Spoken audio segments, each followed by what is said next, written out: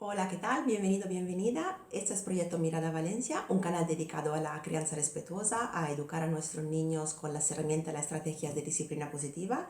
Y en el día de hoy os traigo un vídeo de resumen de libros. En este caso van a ser dos libros y no uno, hay una oferta de 2 por 1. Si te interesa este tipo de contenido, en el canal tienes una lista de reproducción con resúmenes de libros dedicados a esta temática, así que te invito a suscribirte si te apetece y a echar un vistazo a los otros vídeos que tiene ya subidos.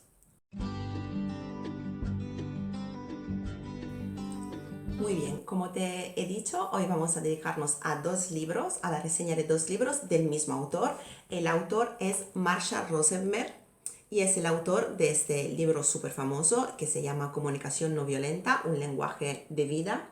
Esta es la tercera edición ampliada, la que yo tengo, y con este libro constituyó un éxito enorme, y a raíz de este libro que habla de los pilares de la comunicación no violenta según el autor, ya luego se dedicó a escribir libros más específicos donde empleamos la comunicación no violenta en distintos ámbitos. Entonces, en el ámbito de los conflictos internacionales, de la mediación cultural, del tema de la educación de los niños, de la comunicación no violenta en pareja, etc, etc. A raíz de este libro y del éxito que supuso, ya se diramó de ahí una prolífica producción literaria del autor. Entre ellos, o como os decía, nació que es educar a los niños desde el corazón. Entonces, ser padre según la comunicación no violenta.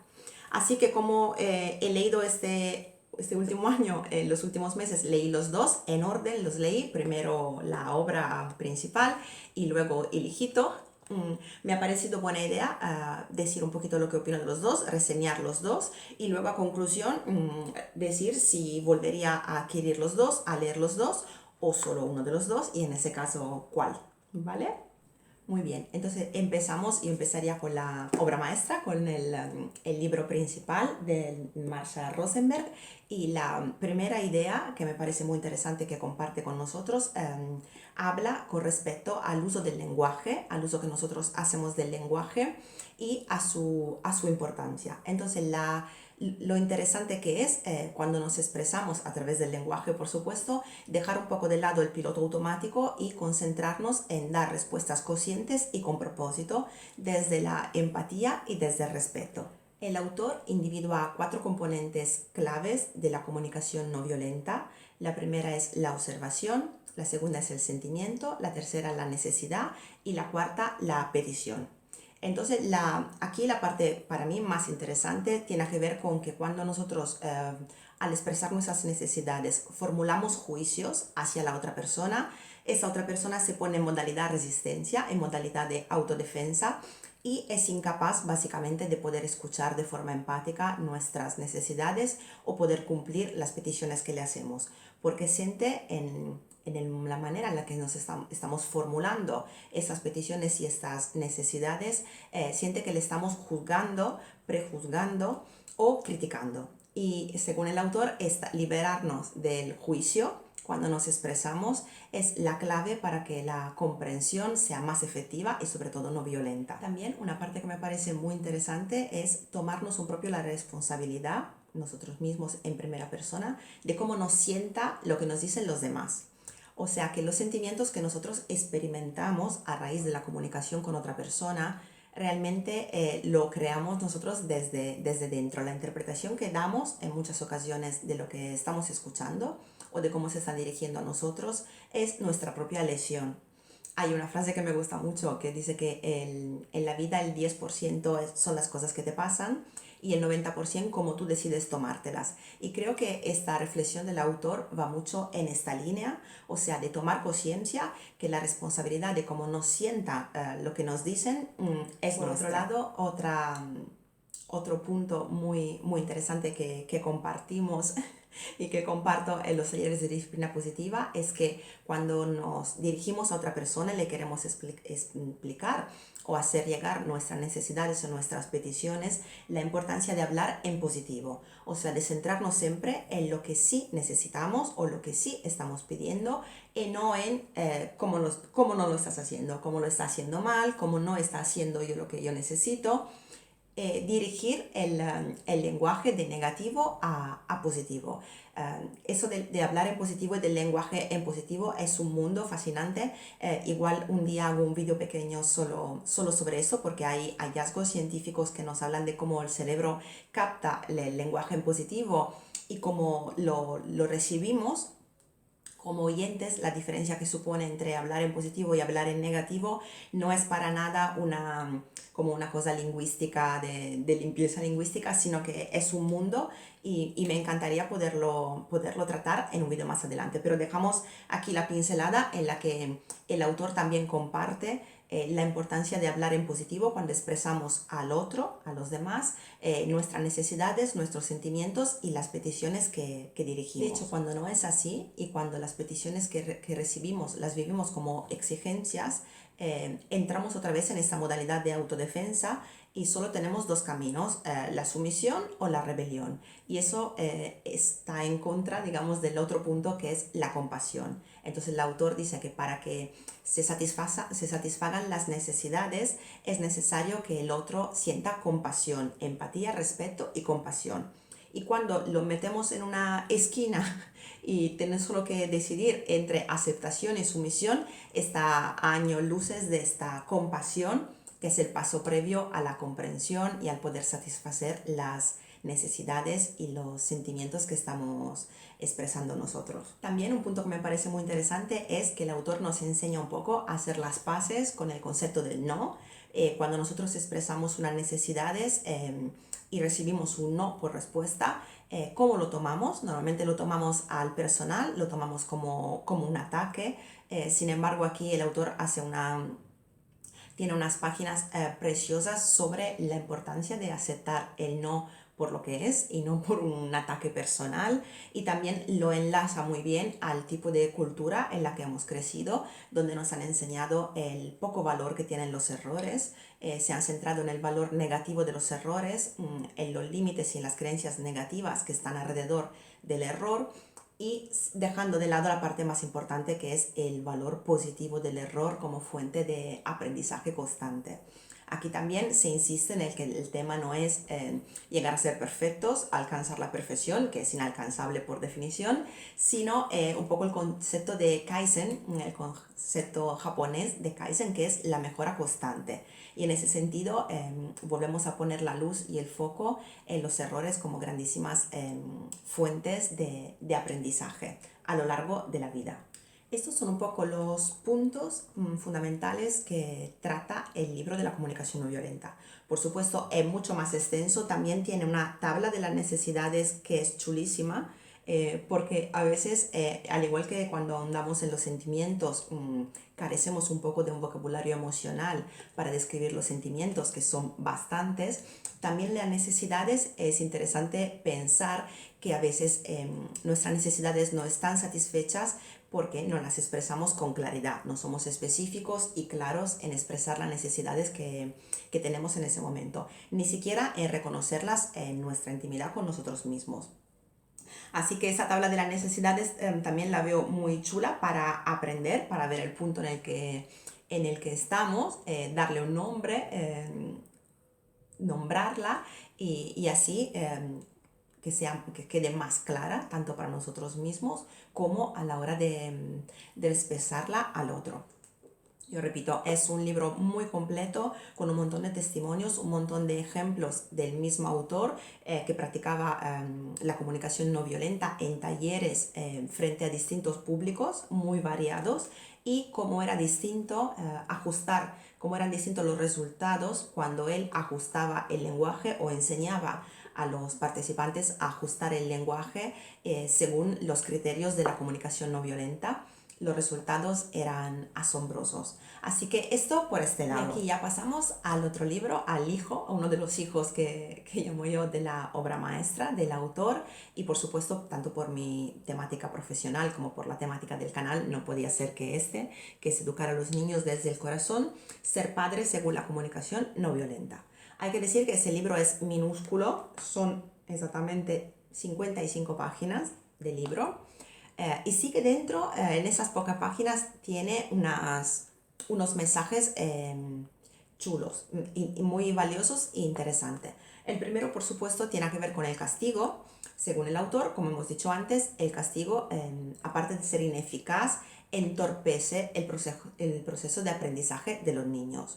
El autor nos dice que cuando nosotros nos queremos hacer responsables e imponernos sobre otra persona, aunque seamos los padres y ellos sean los hijos, y ahí caemos en el primer fallo, porque la otra persona, en este caso el niño, siente que está en peligro su autonomía y su libertad como individuo, se cierra en banda. El proceso del aprendizaje básicamente se bloquea y se entorpece. Cada persona es responsable de ella misma. Yo no me puedo sustituir a otro, ni siquiera si es mi hijo o mi hija. No puedo sustituirme a los criterios con los que ellos toman las decisiones, ni que ellos deseen lo que yo deseo que hagan o que no hagan, por ejemplo. Entonces, sobre el tema del castigo, habla de una forma muy clara, también dando ejemplos como padre, que es. Pero, y aquí empezamos a desvelar mi opinión sobre los dos libros, el tema del castigo también está muy bien explicado y muy bien desarrollado en el otro, en la comunicación no violenta.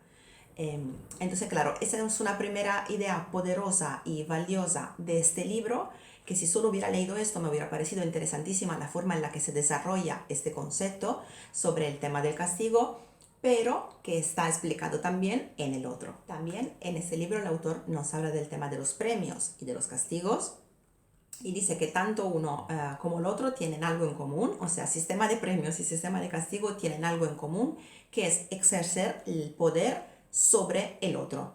Y hace una diferencia entre el poder sobre una persona y el poder junto con una persona, que es el concepto de cooperación y colaboración dentro del respeto mutuo y de la empatía que también conocemos y desarrollamos en los talleres de disciplina positiva. Entonces hay una actividad, por ejemplo, en disciplina positiva que habla de la diferencia entre ganar a los niños y ganarse a los niños. Y en este caso sería exactamente eso, ganar a los niños es tener poder sobre ellos y los límites que eso conlleva, y ganarse a los niños sería tener poder junto con ellos. Entonces, desarrollar ese sistema de relación y de respeto horizontal en los que todas las partes son importantes y las necesidades de cada uno tienen que estar satisfechas y escuchadas, por supuesto. También se habla en este libro sobre el concepto del amor con condiciones, el amor bajo condiciones y el amor incondicional, que habría que promover el amor incondicional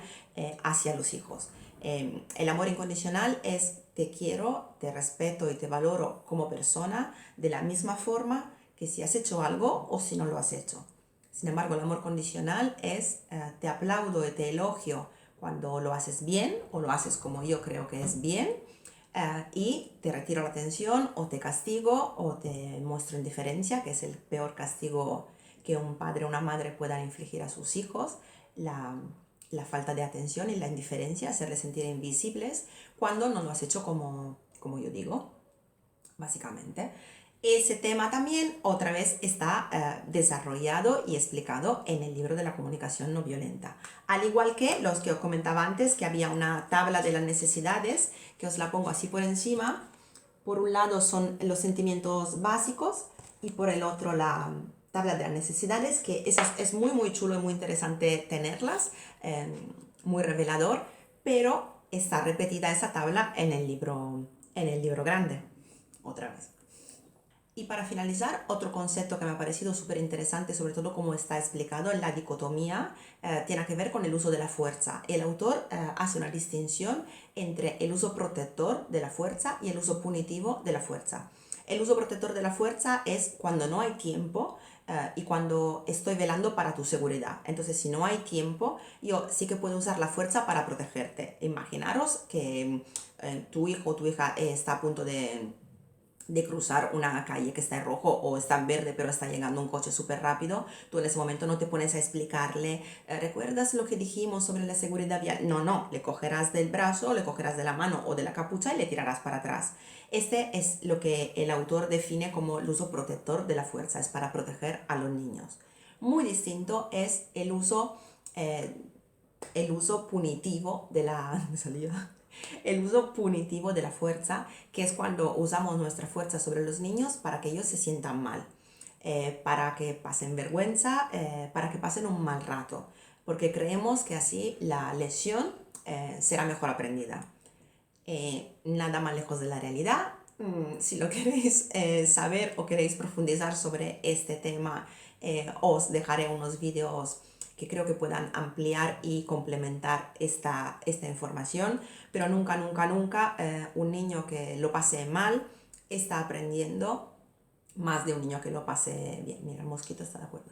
Más que un niño que no está pasando por ese mal trago. Os recuerdo la frase súper famosa de Jane Nelson, que es una de las madres de la disciplina positiva moderna, que nos dice que de dónde hemos sacado la loca idea de que para que un niño lo haga bien, antes hay que hacerle sentir mal. Es eso, es una idea disparatada, básicamente. Entonces, mi conclusión, ¿cuál es? Si yo solo hubiera leído este libro, por ejemplo, si tuviera poco tiempo para leer, ese es un libro que lees más o menos en media hora, o si no estás entrenando a leer en 2 días, bueno, o en el tiempo que uno necesite, pero me refiero que de verdad, es súper corto y las ideas y los conceptos que nos propone son muy potentes, muy valiosos y explicados de una forma que llega inmediatamente. Así, no hace falta volver a leerlo, es muy fácil de leer, sí, y llega muy bien. Ahora, habiendo leído los dos, considero que este primer libro es mucho más completo, es mucho más amplio y todos los conceptos que trata obviamente se pueden aplicar al ámbito que uno desee. Es por eso que creo que antes ha hecho esta obra completa, universal. La comunicación no violenta, la aplicación que tiene es en todos los ámbitos que se nos ocurren, y luego ha hecho como unos pequeñitos para ser más específico y que cada persona pueda ver cuáles son las aplicaciones en el ámbito familiar, en el ámbito de pareja, en el ámbito de conflictos internacional, en el ámbito de mediación, etc, etc. Pero ya con este yo considero que cada uno puede desarrollar él solo la visión y aplicarlo a los ámbitos en los que se encuentra en su día a día, tanto a nivel profesional como personal, y sacarle muchísimo partido. Entonces, sí que me han gustado los dos mucho, pero habiendo leído esto en muchos casos lo he notado repetido, y considerando que son 50 páginas y de esas 50 páginas 30 ya estaban explicadas, 30 por decir algo, no las he contado, pero muchos de los conceptos estaban ya explicados a este lo que le queda son unos pequeños ejemplos simplemente dedicados al mundo de los niños. Mientras aquí hay muchos ejemplos en los distintos ámbitos, porque es la obra universal, aquí los ejemplos y los testimonios son de las relaciones entre padres y hijos, nada más. Entonces nada, aquí va mi reseña de estos dos libros de Marshall Rosenberg y sobre el tema de la comunicación no violenta, que sí que me parece una pasada y interesantísimo, y eso, universal. Me parece más interesante leer eso porque así se puede aplicar a todos los ámbitos de nuestra vida. Sin embargo, leer solo esto nos hace como creer que la comunicación no violenta está dirigida únicamente a la relación entre padres y hijos o maestros y alumnos, y no es para nada así, ¿de acuerdo? Pues por mi parte nada más, os doy la gracia por haber visto el vídeo, recordaros suscribiros si os apetece estar al tanto de los contenidos que subimos al canal, y nada más, os mando un beso muy muy grande.